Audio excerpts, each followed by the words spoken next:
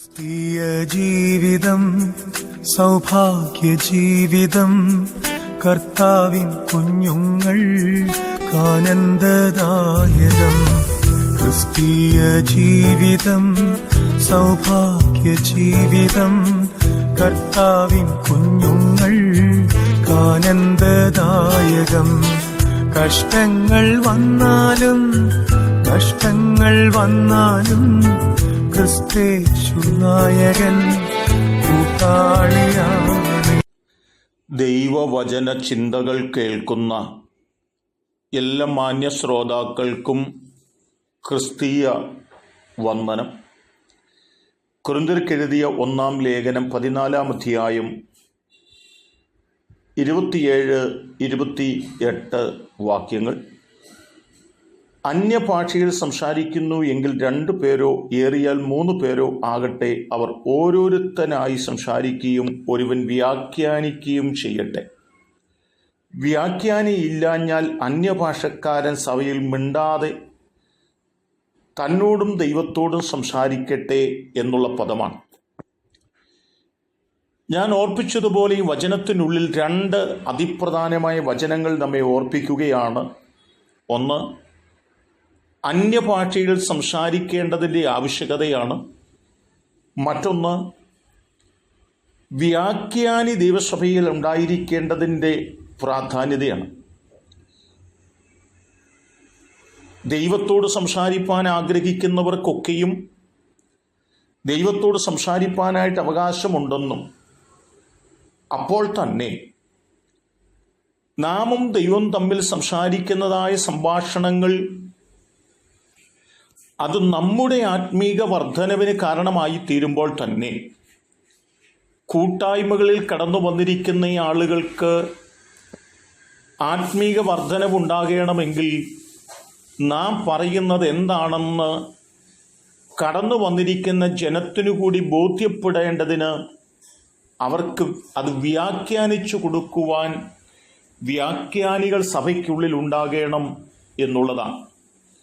ദൈവത്തിൻ്റെ വചനം സംസാരിപ്പാൻ, ദൈവത്തിൻ്റെ വചനം പ്രസംഗിപ്പാൻ, ദൈവത്തിൻ്റെ വചനം വായിപ്പാൻ ഒക്കെ എല്ലാവർക്കും കഴിയുമെങ്കിലും അതിൻ്റെ ആഴങ്ങളും അർത്ഥങ്ങളും അതിൻ്റെ നിലകളിൽ വ്യാഖ്യാനിച്ചു നൽകുന്നെങ്കിൽ മാത്രമേ ചില ആളുകൾക്ക് അത് ഗ്രഹിപ്പാനായിട്ട് കഴിയുകയുള്ളൂ എന്നുള്ളതാണ്.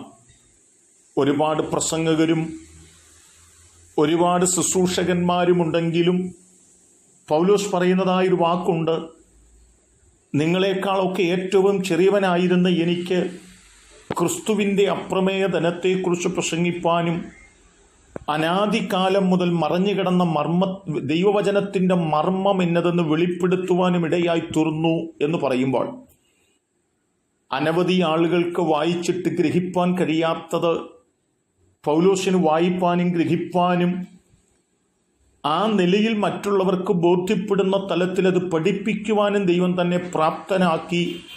അത് തനിക്കും തൻ്റെ കേൾവിക്കാർക്കും ആത്മീക വർധനവിന് കാരണമായി തീർന്നു എന്നോർപ്പിക്കുന്നത് പോലെ തന്നെയാണ് കൊരിന്ത്യ വിശ്വാസികളോട് പൗലോസ് പറയുന്നത്, നിങ്ങളെല്ലാവരും അന്യഭാഷയിൽ സംസാരിക്കുന്നു, അത് നിങ്ങളുടെ ആത്മീക വർധനവിന് നല്ലതാണ്, അത് നിങ്ങളും ദൈവവും തമ്മിലുള്ള സംഭാഷണമാണ്.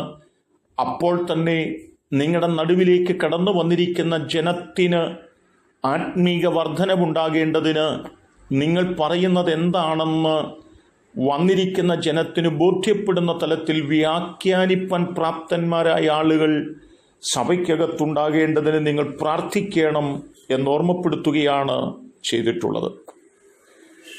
നാം പറയുന്ന കാര്യങ്ങൾ മറ്റുള്ളവർക്ക് ഗ്രഹിപ്പാനും അത് നമുക്കും അവർക്കും ഒരുപോലെ ആത്മീക വർധനവിലേക്ക് കടന്നു വരുന്നതിന് കാരണമായി തീരുകയും ചെയ്യേണ്ടതിനു വേണ്ടി നമുക്ക് വ്യാഖ്യാനപരത്തിനു വേണ്ടി വചനത്തിൻ്റെ മർമ്മങ്ങൾ കൃത്യമായ തലത്തിൽ വെളിപ്പെട്ട് ലഭിപ്പാനും ആ നിലയിൽ കൂടി വന്നിരിക്കുന്ന ജനത്തിന് നൽകിക്കൊടുക്കുവാനും കഴിയത്തക്ക തലത്തിലുള്ള ഒരാത്മീക നിലവാരത്തിലേക്ക് നമുക്ക് കടന്നു വരുവാൻ കഴിയേണ്ടതിന് പ്രാർത്ഥിക്കുന്നവരും അതിനായി ഉത്സാഹിക്കുന്നവരുമായി തീരാം. അതിന് ദൈവം എന്നെ കേൾക്കുന്ന നിങ്ങൾക്ക് കൃപ നൽകട്ടെ. കരുണയുള്ള ദൈവമേ, നല്ല കർത്താവേ, നല്ല സമയത്തിനായി പ്രാർത്ഥിക്കുന്നു. ഞങ്ങൾ മാത്രം ആത്മീക വർധനവിലേക്ക് പോകുകയല്ല, ഞങ്ങളുടെ കേൾവിക്കാരും ആത്മീക വർധനവിലേക്ക് കടന്നു വരേണ്ടതിന് ഞങ്ങൾ പറയുന്നത് അവർ കൂടെ ഗ്രഹിക്കത്തക്ക തലത്തിൽ വ്യാഖ്യാനികൾ സഭകൾക്കകത്തുണ്ടാകുവാൻ ദൈവമിടയാക്കണമേ. അതിനുവേണ്ടി ഞങ്ങളെ സമർപ്പിച്ച് പ്രാർത്ഥിക്കുന്നു. ഒരുമിച്ച് അനുഗ്രഹിക്കണം. യേശു കർത്താവിൻ നാമത്തിൽ തന്നെ. ആമേൻ.